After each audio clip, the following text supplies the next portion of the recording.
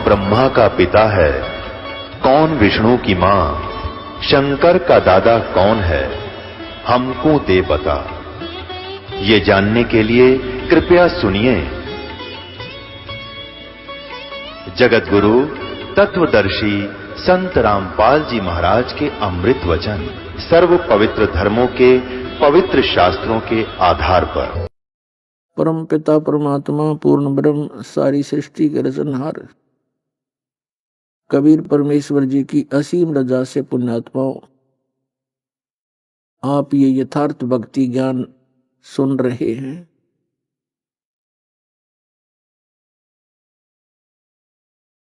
ना जाने कौन से युगों युगों के आप जी के पुण्य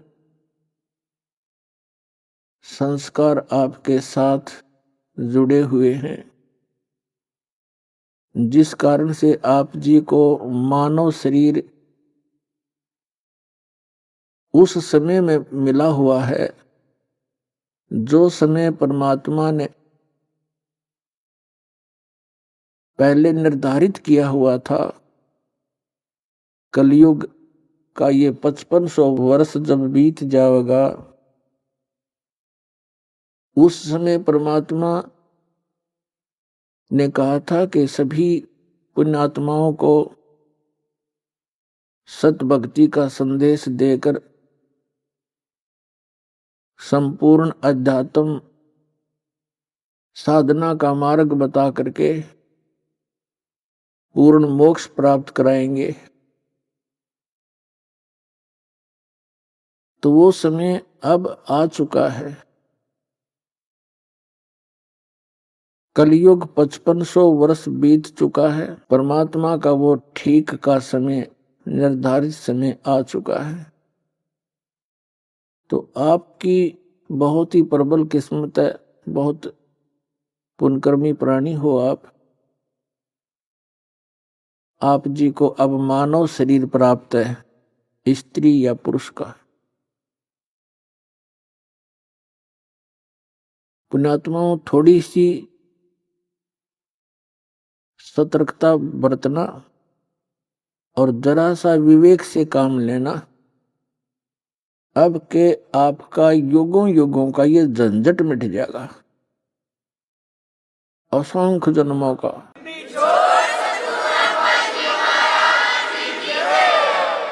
ये दीर्घ रोग लगा हुआ है अपने सभी को, जन्म और मृत्यु का। जब तक जन्म और मृत्यु है, सुख जीव को नहीं हो सकता। आप देखते हो, जिनके संतान नहीं है वो संतान की ही कामना करते रहते हैं, और जिनके संतान है वो अपने बच्चों में कितना प्यार से रह रहे हैं। वो छोटे छोटे बालक कितने अच्छे लगते हैं, छोटे छोटे बच्चों को माता पिता कितने प्रिय लगते हैं। और एक सेकंड में ना जाने क्या बिजली गिर जावे इस गंदे लोक में, बालक ही मर जावे। एक बहन बता रही थी, जब ज्ञान हुआ, कहने लगी कि मेरी ननद आई हुई थी, उसका छोटा सा बालक था 1-1.5 वर्ष का। वो मेरी सास के साथ यानी अपनी माँ के साथ बातें कर रही थी। लड़का वहीं खेल रहा था फर्श पे, और वहां कोई पंखा लगा रखा था। पंखे का एक तार निकल गया, उस स्विच में नहीं था, वैसे प्लग में सीधा ला रखा था। एक बच्चे ने मुंह में दे लिया। 1 घंटे के बाद माँ बेटी बात करके देखा बच्चा कहाँ है, देखा तो वो खत्म होया पड़ा है, टक्कर मार मार कर रो रही है। 2 मिनट पहले पता नहीं के निंदा चुगलियां कर रही होंगी, पता नहीं क्या क्या आशाएं लगा रखी होंगी।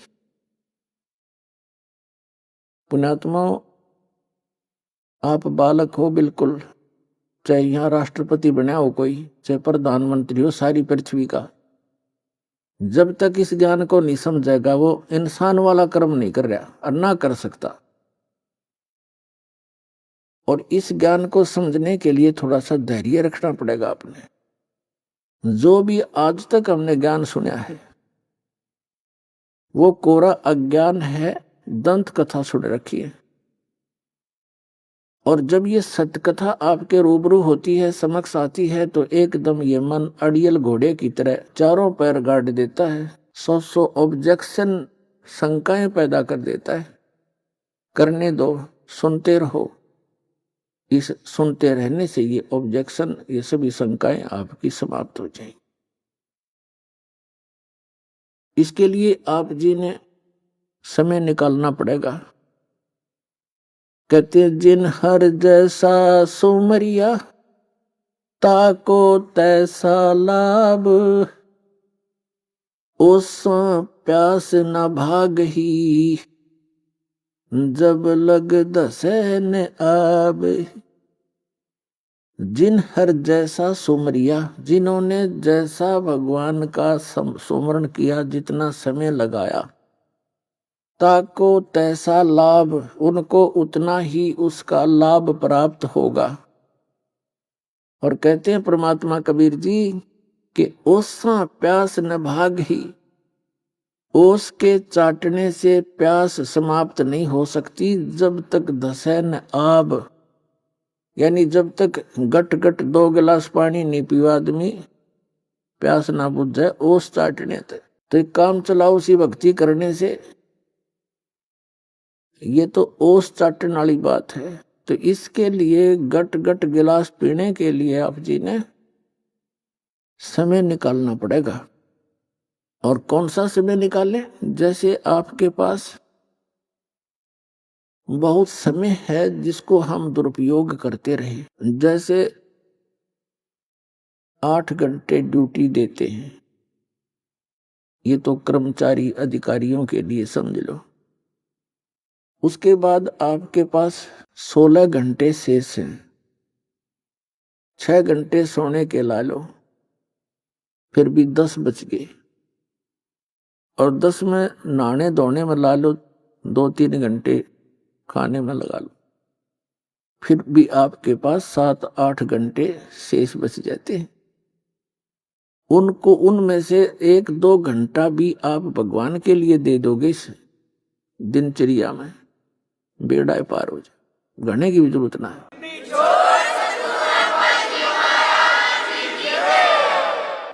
तो पुण्यात्माओं, जैसे हमने पहले शिक्षा का ज्ञान नहीं था और शिक्षा की कोई हम आवश्यकता भी ना समझा करते, हमने देखे हमारे दादे परदादे सारे अपने परंपरागत कार्यों को करते रहे। किसान है, किसान के काम में लगे रहे, पिछली सारी पीढ़ियों की जितने भी याद हैं।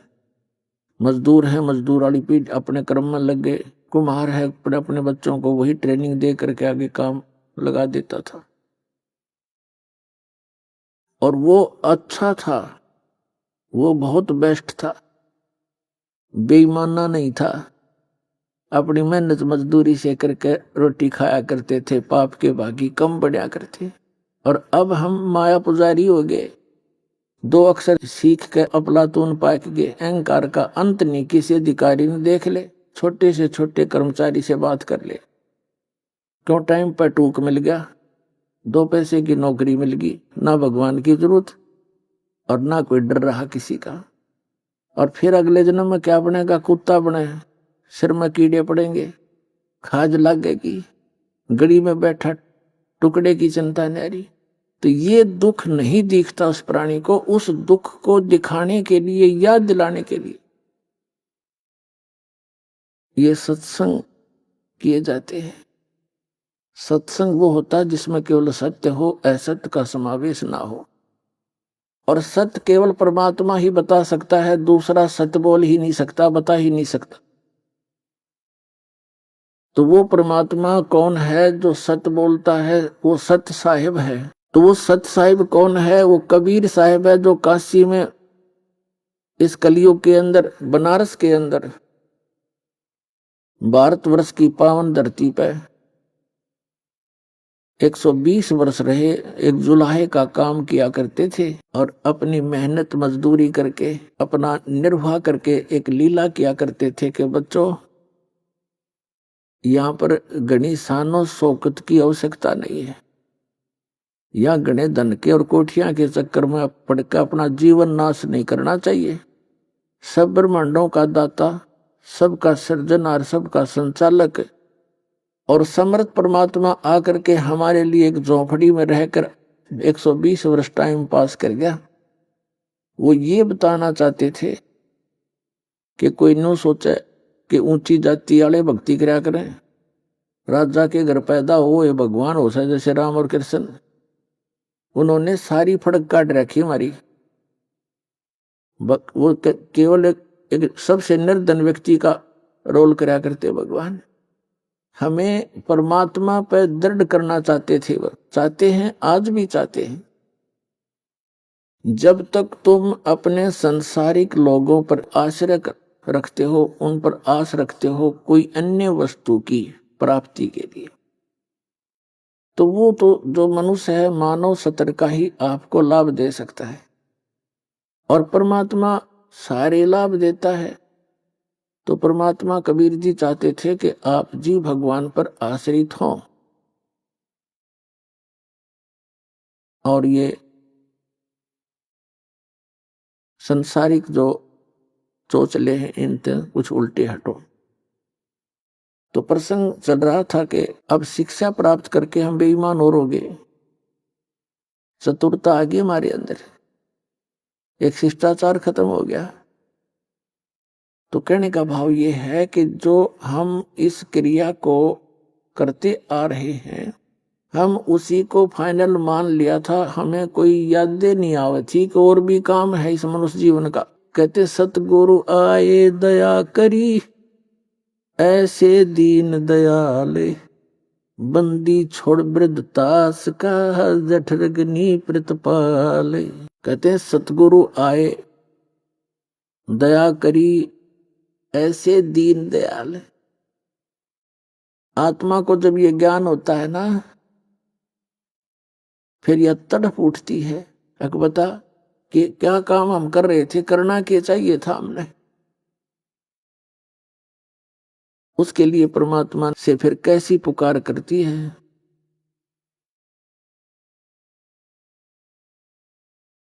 सतगुरु ने आड़ जगाई सखी, बरम भूल में सोऊं थी, साहेब ने आड़ जगाई है सखी, बरम भूल में सोऊं थी।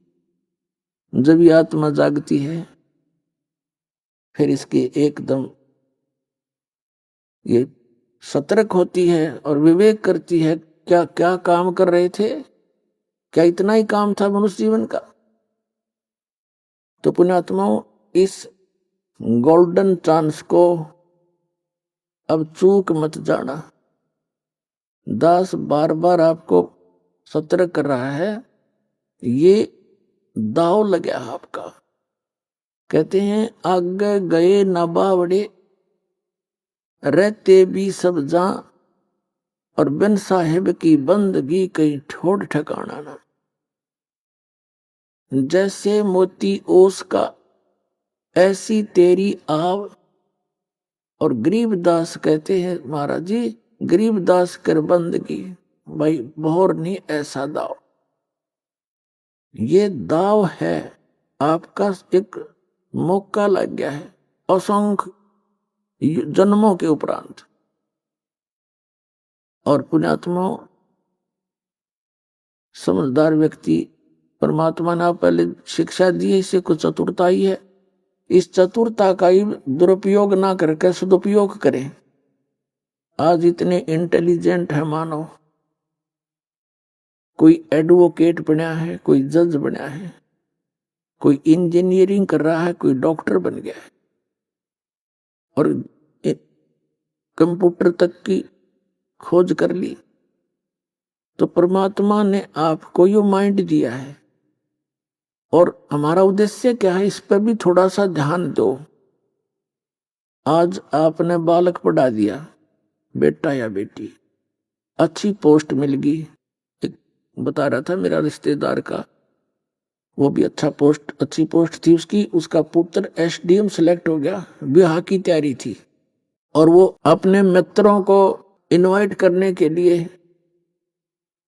जा रहा था, दुर्घटना होगी।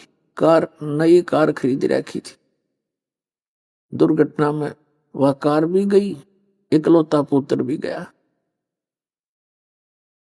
अपने आत्माओं, आप बहुत गहराई से सोचो, तो 10 बार आपको ये आपके ऊपर से जो मैल हटा रहा है, आपकी बुद्धि इतनी दब चुकी है, इसको इतना ज्ञान देकर मुश्किल से उबारा जाता है। और इस ज्ञान को आधार बना कर कदम रखो इस भक्ति के मार्ग में,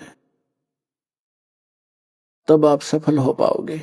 प्रसंग चल रहा था कि ओसा प्यास न भाग ही, जब तक दसे नहीं आब, तो कम से कम पूरे 24 घंटे में से आप 2 और 3 घंटे भी भगवान के लिए दे दोगे ना, आपका काम बढ़िया पड़ा है। पर मर्यादा में रहना, मर्यादा से बाहर नहीं होना। अब देखो पुण्यात्माओं, ये दूसरे संत भी परमात्मा की वाणी को पढ़ के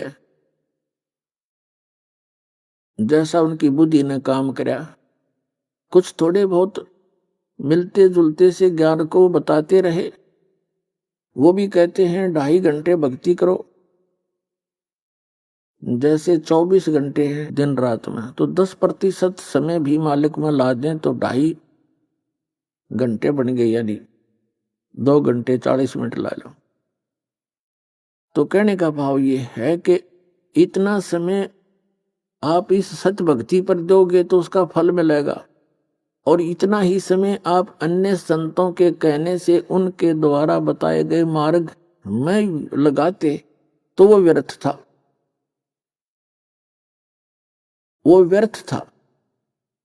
तो अब समय भी आपका लगे और उसका सदुपयोग भी हो, सतभक्ति करेंगे तो इतने में आपका मोक्ष हो जाएगा।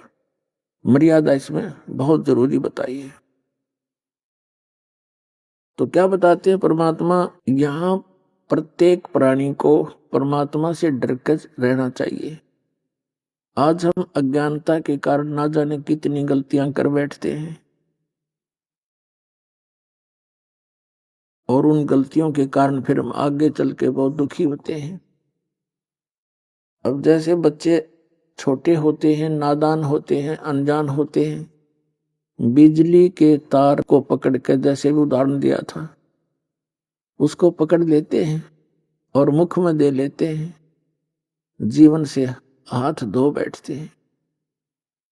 और जब वो बच्चे बड़े हो जाते हैं, उनकी बुद्धि मैच्योर हो जाती है, बुद्धि का विकास हो जाता है, फिर वो उस बिजली के निकट नहीं जावे। कहीं तार नंगा पड़ा होगा तो भी औरों को भी सतर्क करेंगे, आप भी दूर से जाएंगे।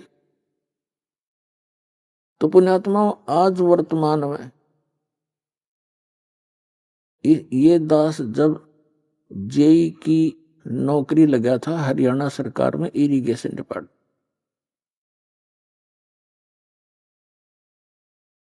सन 1977 में, उस समय पूरे विभाग में एक आधे अधिकारी के ऊपर उंगली टेका करती कि वो रिश्वत लेता है,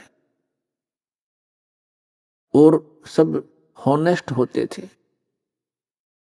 और जब दास ने सन 1995 में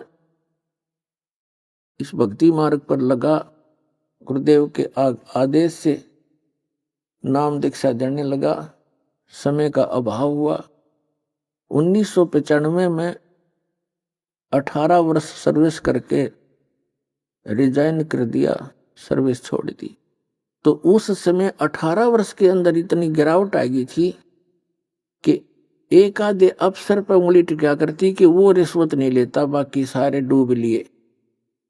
तो कितनी स्पीड से गिरावट होगी हमारी। इस काल ने यू नाश करना था, हमारे अंतःकरण में मलिनता भरनी थी, माया की दौड़, इसको विकास मानते हैं। क्या विकास मानते हैं कि पश्चिमी देशों ने, अमेरिका, इंग्लैंड, जर्मनी, जापान आदि ने बड़ा विकास कर लिया।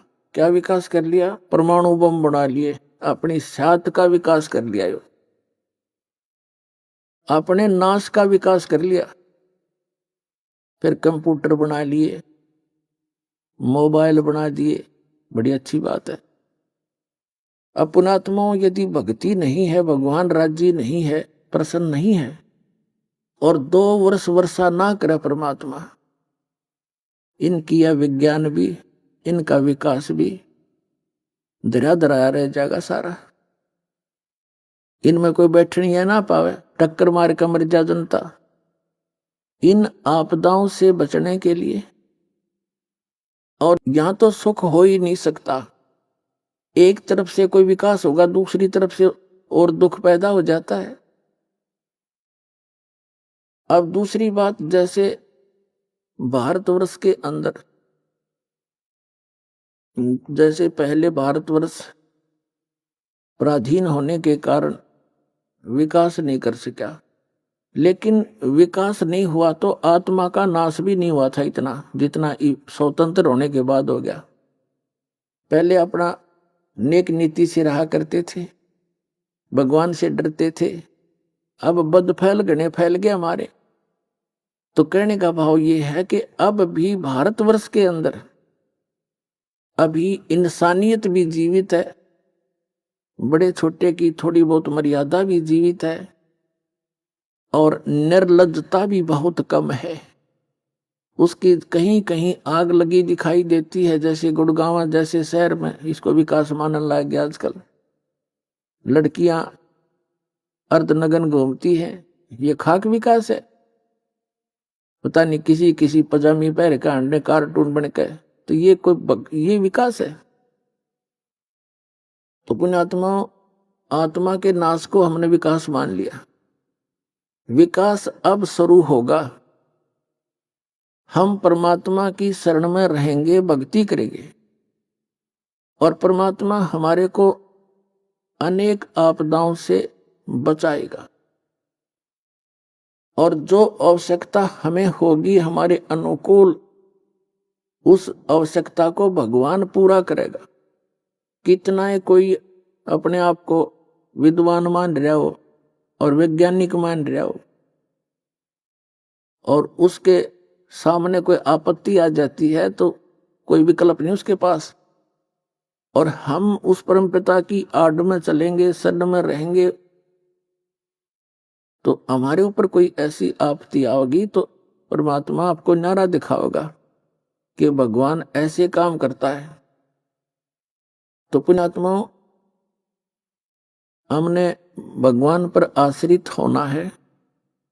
ठीक है, परमात्मा की देन है, जैसे कंप्यूटर है, ये एक विशेष देन है भगवान कबीर साहिब की। इसका अब सदुपयोग होना चाहिए, इसका सदुपयोग हो। सदुपयोग कैसे हो? वैसे तो होगा, ये तो परमात्मा ने दिया, इसलिए ना मानव सत्र की सोच नहीं है। या कंप्यूटर और इंटरनेट यहाँ से बैठे पूरे विश्व में भेज देते हैं, कहीं टीवी ऑन करो और सुन लो, इंटरनेट देखो, खोल लो अपना, वहां से सब देख सकते हैं। तो अभी तक इस टीवी का में क्या दिखाया जाता है? राजनेताओं की चोरियां, उन्होंने ऐसा करा, उसने ऐसा किया, उन्होंने ऐसा किया, चलो ठीक है। फिर कोरी बकवाद फिल्म, बेहुदी फिल्में दिखाई जाती हैं। फिर ये मोबाइल बन गए, इन मोबाइलों के अंदर ऐसे कुछ भी गंद भर लो इनमें, लेकिन अब इनका हम सदुपयोग करेंगे। इन टीवी चैनलों के ऊपर भगवान की चर्चा चला करेगी, और मोबाइलों के अंदर परमात्मा की वाणी होया करेंगी। ये बकवाद नहीं रहेंगी कुछ दिनों में।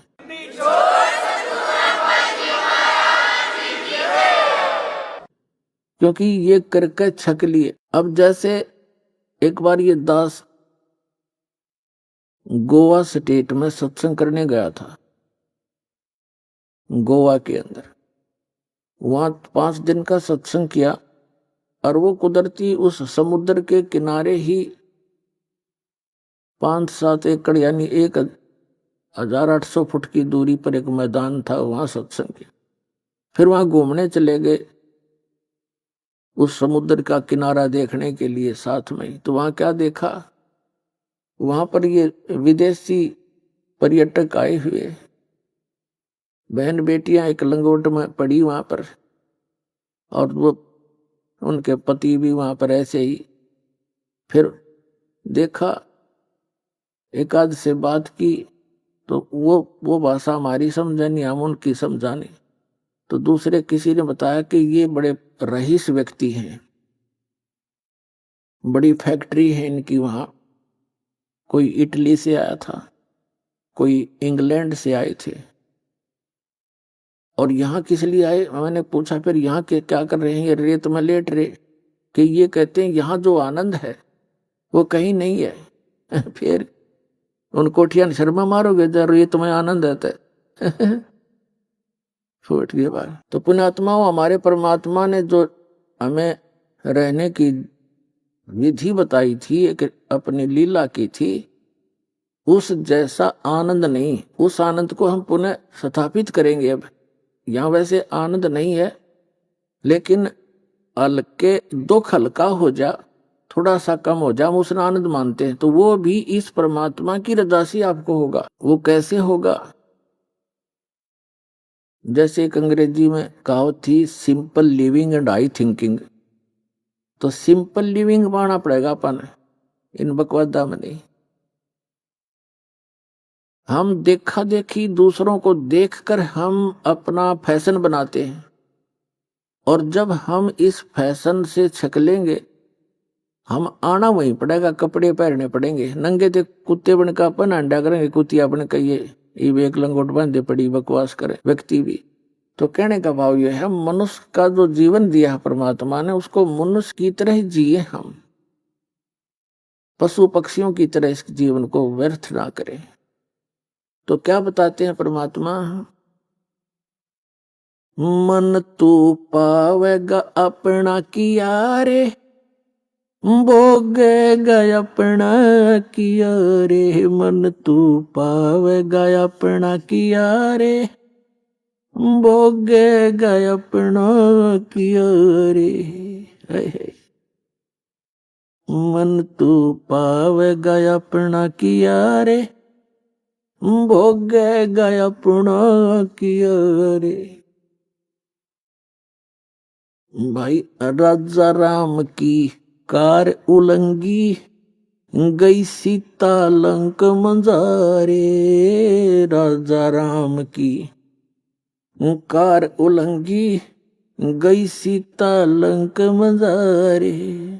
10 मस्तक रावण के काटे, विभीषण को राज दिया रे। मन तू पावेगा अपना किया रे, भोगेगा अपना किया रे।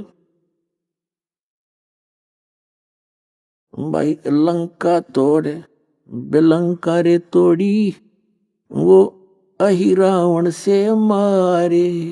लंका तोड़े बेलंका रे तोड़ी, अहि रावण से मारे। 10 मस्तक रावण के काटे, विभीषण को राज दिया रे। मन तू पावेगा अपना किया रे, भोगेगा अपना किया रे। भाई प्रहलाद पैज परवान करी है, धर नर सिंह अवतारे। प्रहलाद पैज परवान करी है, धर नर सिंह अवतारे। दीन दयाल दया कर उतरे, एरना कुश उदर विदारे। मन तू पावेगा अपना किया रे, भोगेगा अपना किया रे। हा हा हु बंदे होते, वो तोलत हैं बलबारे। हा हा हु बंदे होते, तोलत हैं बलबारे। गज और गराह बने भवसागर, 10 सेंस अधिकारे मन तू पावेगा अपना किया रे, भोगेगा अपना किया रे। भाई श्वास घटो बलहीन भयो जद खेच लियो मजदारे, श्वास घटो बलहीन भयो जब खेच लिया मजदारे। अर्ध नाम रसना से तेरा सुमरत है रंकारे, मन तू पावेगा अपना किया रे, भोगेगा अपना किया रे।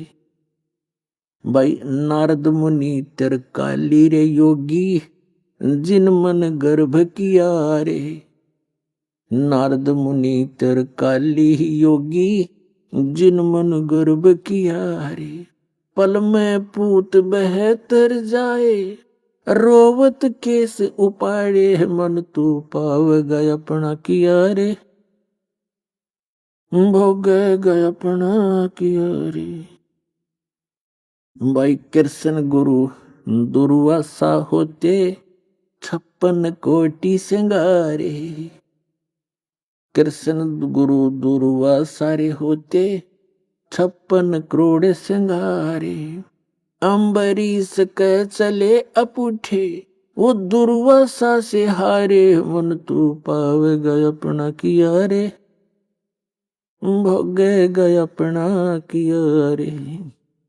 भाई दुर्योधन और दुशासन को द्रौपदी चीर उतारे, दुर्योधन और दुशासन को द्रौपदी चीर उतारे। अंधे को पीन दी थी वो बढ़ गए अंत अपारे, मन तू पावेगा अपना किया रे, भोगेगा अपना किया रे, मन तू। भाई भीष्म पिता और द्रोणाचार्य ये कर्ण से बाणों मारे, भीष्म पिता और द्रोणाचार्य कर्ण से बाणों मारे। महाभारत में टटीरी के राखे घंटा टूट पड़ा रे, मन तू पावेगा अपना किया रे, भोगेगा अपना किया रे, मन तू पावेगा अपना किया रे, भोगेगा अपना किया रे। भाई 33 कोटि यज्ञ में आए वो 88 सारे, 33 कोट यज्ञ में आए 88 सारे। 12 कोट वेद के वक्ता वहां सुपच का शंख बजा रे, मन तू पावेगा अपना किया रे, भोगेगा अपना किया रे, मन तू पावेगा अपना किया रे, भोगेगा अपना किया रे। भाई चमरा कनक जनेऊ काढ़ा वो व्यपरत पंडित सब हारे, भाई चमरा कनक जनेऊ काढ़ा विप्र पंडित सब हारे। जुल्हे के घर बालद आई जिसके केसों से बन जा रे, मन तू पावेगा अपना किया रे, भोगेगा अपना किया रे। मीराबाई को मारन लगे जहर का प्याला प्यारे, मीराबाई को मारन लगे जहर का प्याला प्यारे।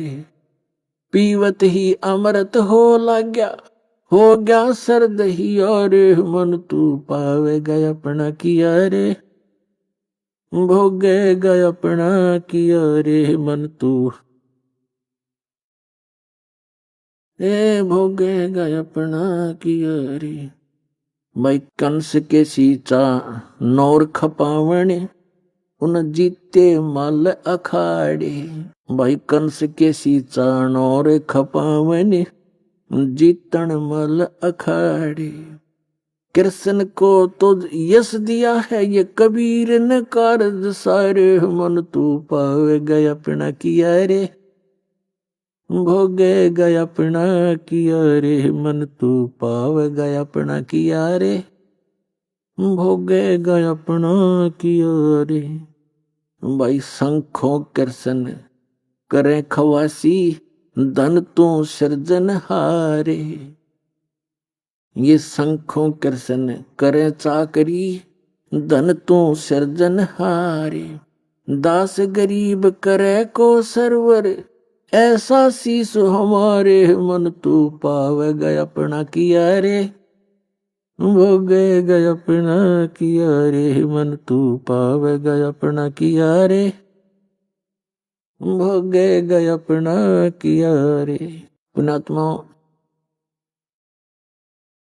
परमपिता परमात्मा कबीर परमेश्वर जी ये सभी ब्रह्मांडों के रचनहार हैं, ये सर्वशक्तिमान हैं।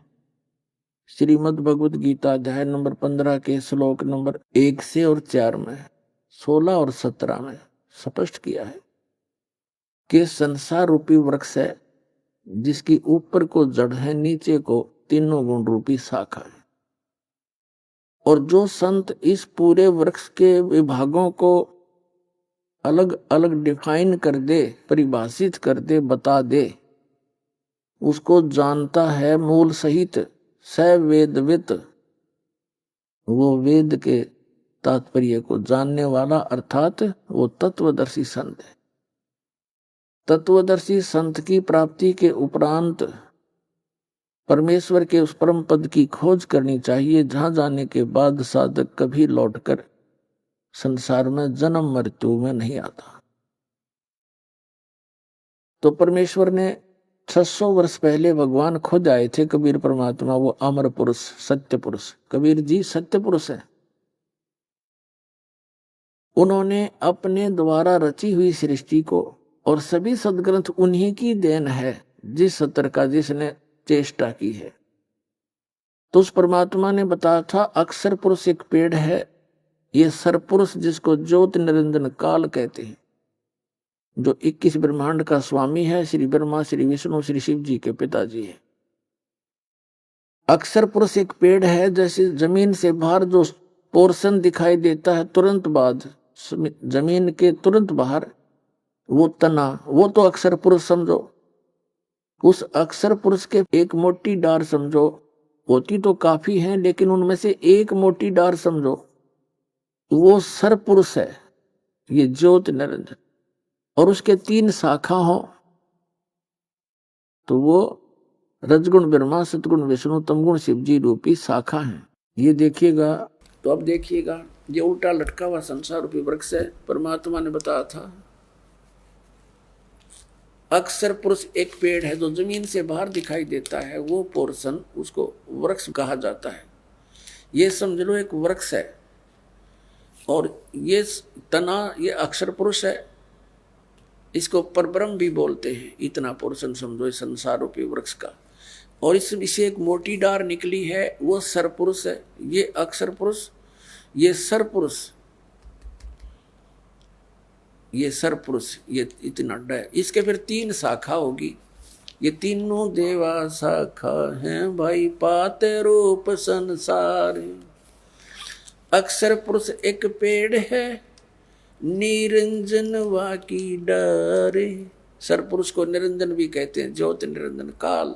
सरब्रह्म भी कहते हैं इसको, सरपुरुष भी इसी का, काल ब्रह्म भी, ये तो डार है।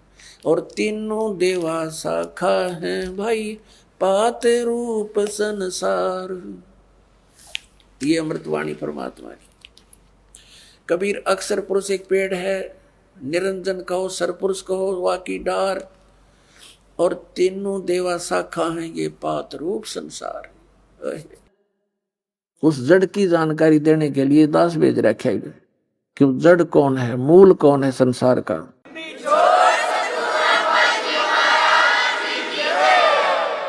तो ये मूल जो है, ये परम अक्षर ब्रह्म है, ये कबीर परमेश्वर है, जो काशी में धानक रूप में, जुलाहा रूप में रहा करते थे। और वो खुद भी कहते हैं कि अवगत से चल आया, मेरा कोई भेद मर्म नहीं पाया। मात पिता मेरे कुछ नाही, ना मेरे गरदासी, और जुल्हे का सुत आण कहाया, जगत करे मेरी आसी। परमात्मा कहते हैं ना मेरे कोई माता पिता है, मेरा जन्म नहीं हुआ, ना मेरे कोई स्त्री, और जुल्हे का सुत आण कहाया। यह जनता मेरी हंसी करे, दानक है, जुलाया है, पर समय आने पर पता चलेगा मैं कौन हूं। तो आज उस परमात्मा का पता चल गया वो कौन है। वो हमारे पिता हैं।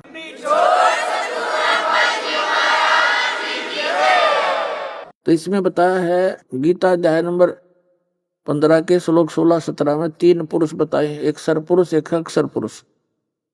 सरपुरुष ये ज्योति निरंजन है, इसके 21 ब्रह्मांड है, इतना ही ये प्रभु स्वामी है। और अक्षर पुरुष इसके 7 शंख ब्रह्मांड है, ये इतना ही स्वामी है। और ऑल ओवर कंट्रोल असंख्य ब्रह्मांडों का स्वामी इंक्लूडिंग सरपुरुष और अक्षर पुरुष के ऊपर भी जिसकी सत्ता है, उन सहित सबका जो मालिक है वो कंप्लीट गॉड है, पूर्ण ब्रह्म है, कबीर साहब है जो काशी में दानक रूप में आया था पुण्यात्माओं। हमने भगवान की डेफिनेशन का ही नहीं पता था अभी तक। कोई कुछ सट्टे मारे था हमने वो भी मान ली, कोई कुछ तुक्के मारे था वो भी हमने मान ली, क्योंकि हमें कुछ ज्ञान नहीं था। तो परमात्मा ने आपको शिक्षित इसलिए किया है कि आप भगवान पहचान लो। और 2 रोटी का रोड़ा है इस सारे जीवन में, 2 रोटी, 2 समय के टूक और तो बढ़िया देगा आपको, 10 पे लिखवा लो चाहे, इस पर ध्यान ज्यादा दो।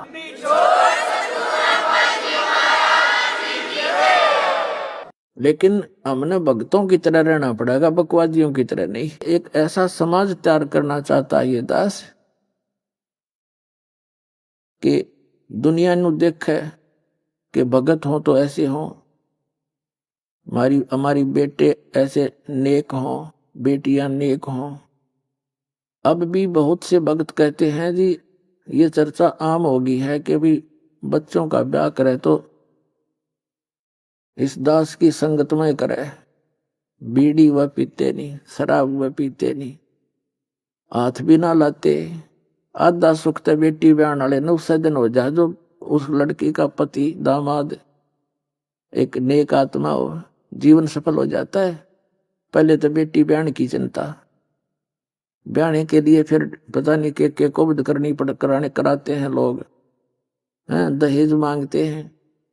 तो यहाँ तो कति कलीन चिट कर रखी है दास ने, जो रिश्वत लेगा, जो दहेज लेगा, बीड़ी शराब मांस तम्बाकू पीवेगा, वो भक्ति के आसपास नहीं रहेगा।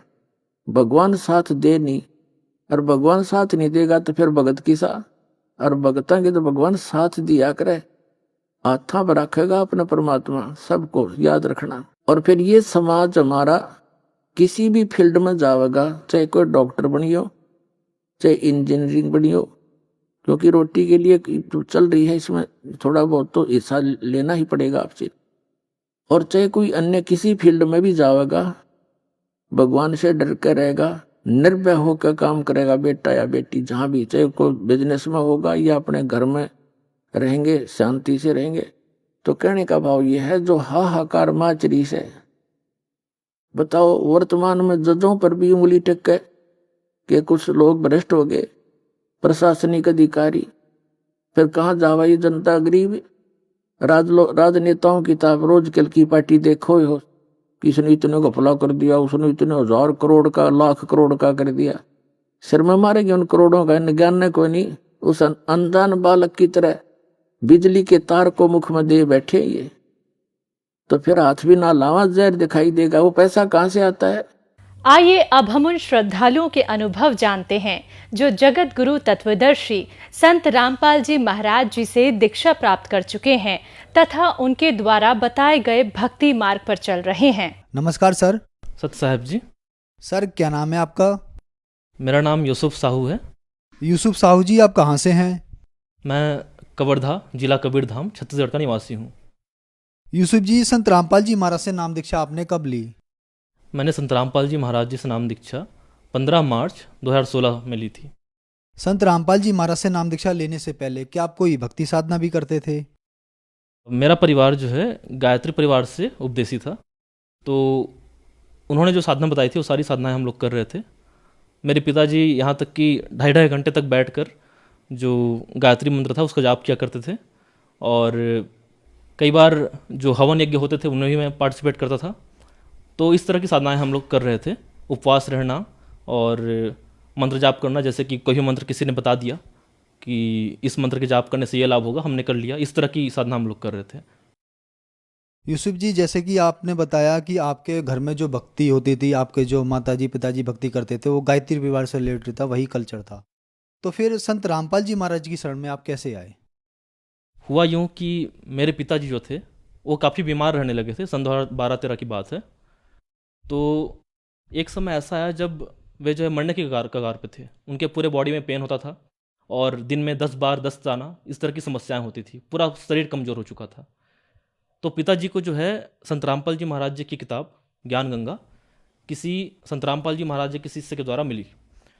तो उन्होंने कुछ दिन तक उसको पढ़ा।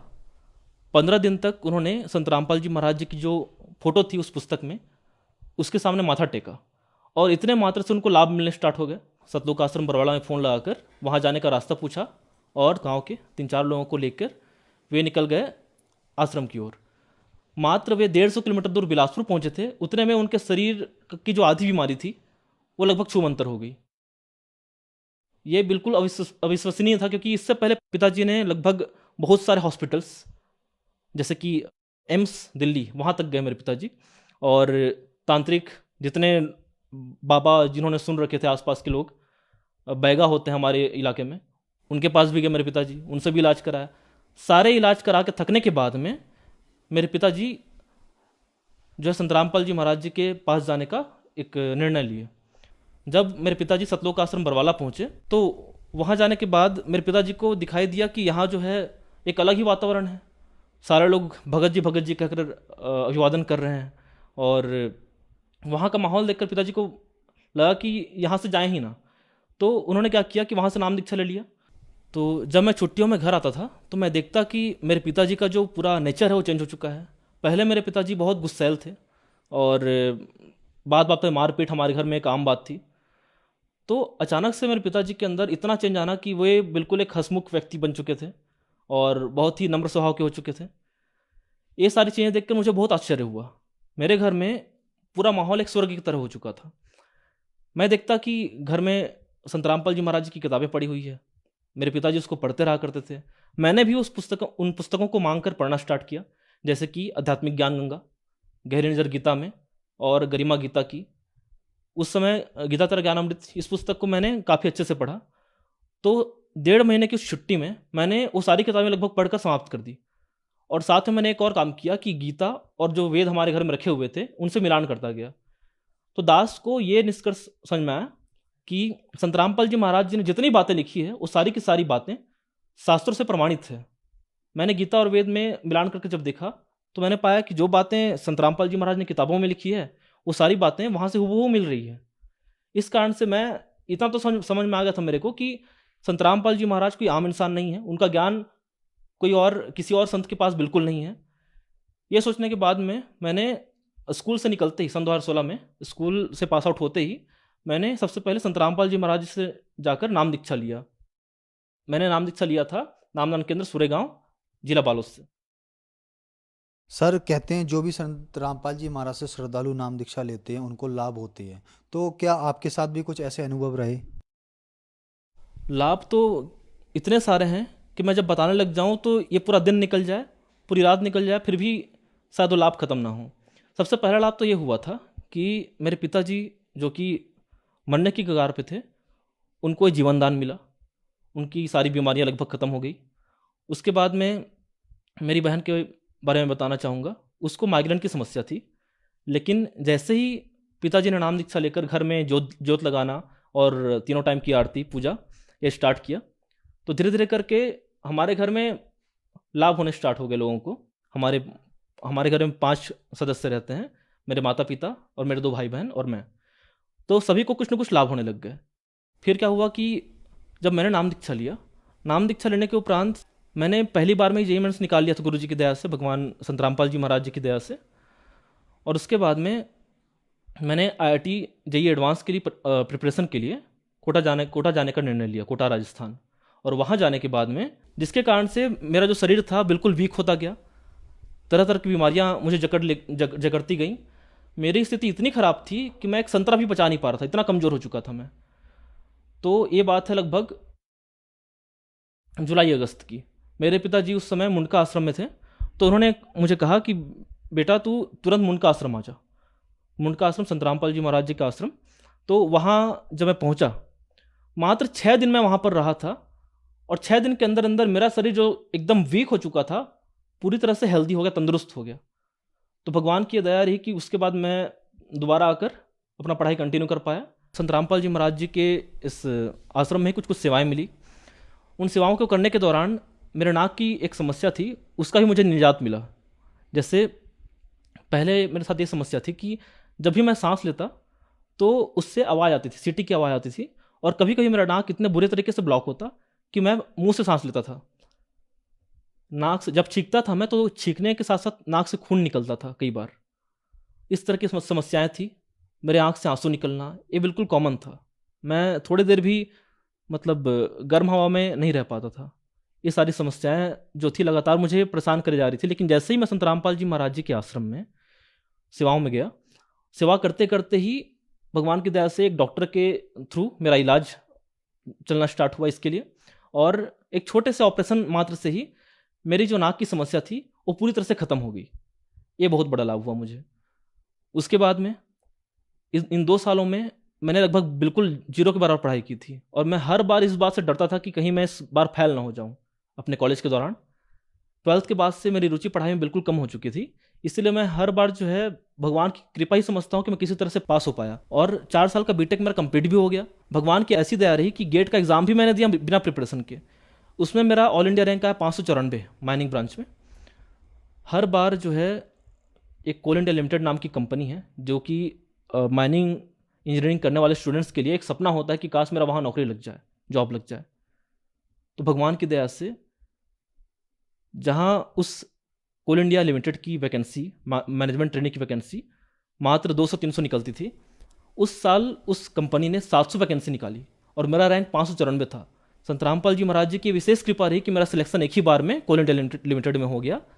और उसके बाद में लगातार परमात्मा की दया से ये जो लाभ है वो मुझे दिखाई देते रहे। जैसे कि मेरा 2 बार एक्सीडेंट भी हुआ इसी साल, मतलब 2023 में 2 बार एक्सीडेंट भी हुआ।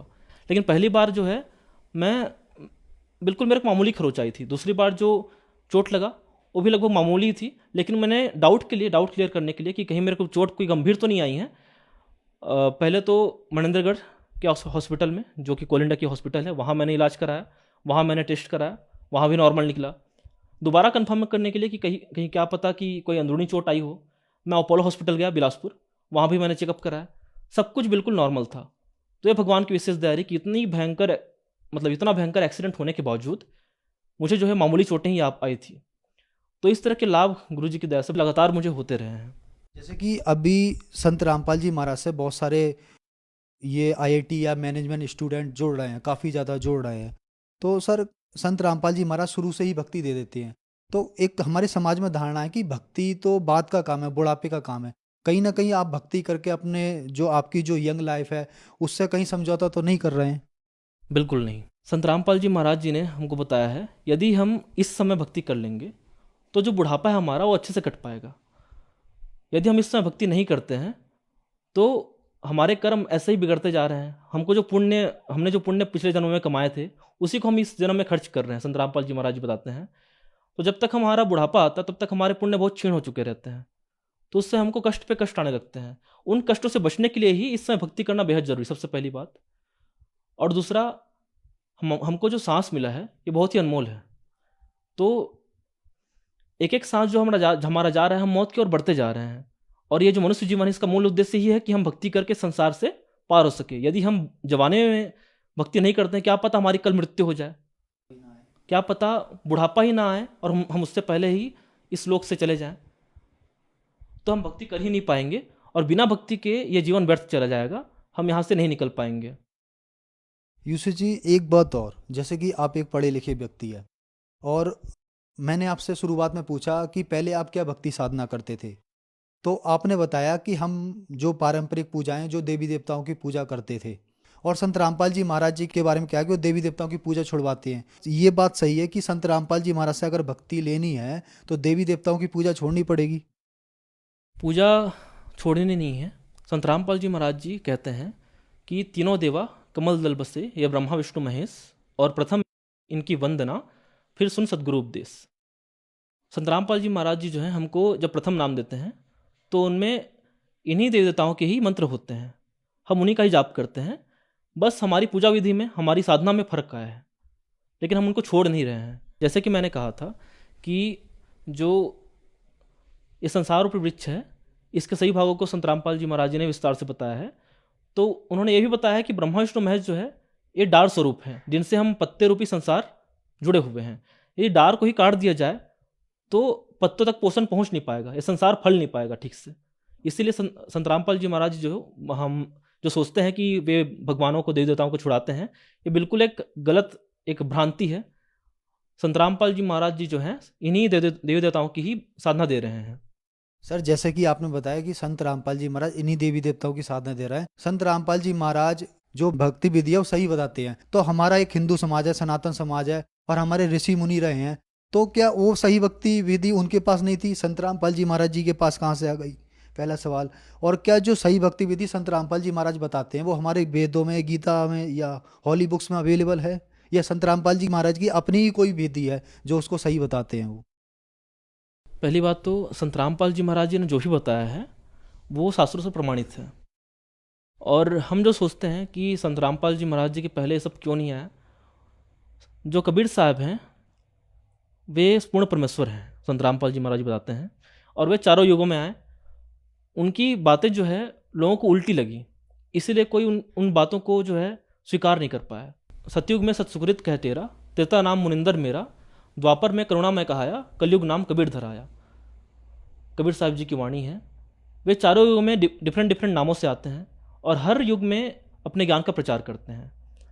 संत रामपाल जी महाराज जी जो हैं अभी वर्तमान में कबीर साहब के स्वयं स्वरूप हैं, परमेश्वर के स्वयं स्वरूप हैं, और उनके द्वारा जो ज्ञान दिया जा रहा है, आप यदि मिलान करके देखेंगे, जैसे मैंने कहा था कि मैंने शुरुआत में ही जब भक्ति मार्ग से नहीं जुड़ा था, गीता और वेद से मिलान करके देखा, और मैंने पाया कि संत रामपाल जी महाराज जी जो भी बता रहे हैं वो सारे के सारे गीता और वेद से प्रमाणित हैं, श्लोकों से प्रमाणित हैं। तो ये बात आप स्वयं चेक कर सकते हैं, संत रामपाल जी महाराज जी जो भी बता रहे हैं बिल्कुल शास्त्र प्रमाणित हैं।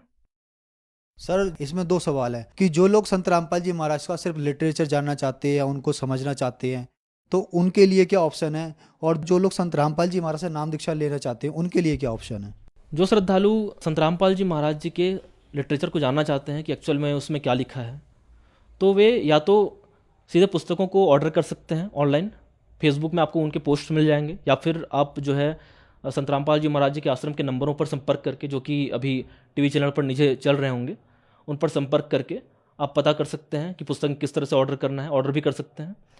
और यदि आपको नाम दीक्षा लेना है तो आप जो है इन्हीं नंबरों पर संपर्क करके अपने पास वाले नाम दीक्षा केंद्र का पता पूछ सकते हैं, क्योंकि आज के दिन में संत रामपाल जी महाराज जी की कृपा से पूरे देश भर में 500 से भी ज़्यादा नाम दीक्षा केंद्र खुल चुके हैं, जहां पर निःशुल्क नाम दीक्षा दी जा रही है। संत रामपाल जी महाराज जी का सत्संग आज के दिन बहुत सारे चैनलों पर चल रहा है, और सभी चैनलों पर जो है विस्तार से संत रामपाल जी महाराज जी वही ज्ञान दे रहे हैं। आप किसी भी चैनल पर संत रामपाल जी महाराज जी के सत्संग देख सकते हैं।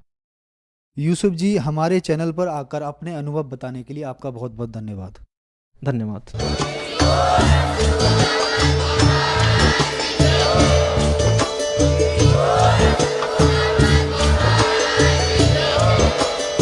आप सुन रहे थे जगत गुरु तत्वदर्शी संत रामपाल जी महाराज जी के मंगल प्रवचन। अधिक जानकारी के लिए विजिट कीजिए हमारी वेबसाइट www.jagatgururampalji.org। संत रामपाल जी महाराज जी के शुभ आशीर्वाद से पूरे विश्व भर में 500 से भी ज्यादा नाम दीक्षा केंद्र हैं, जिन पर संत रामपाल जी महाराज जी द्वारा ऑनलाइन निःशुल्क नाम दीक्षा दी जा रही है। अपने नजदीकी नाम दीक्षा केंद्र का पता करने के लिए संपर्क करें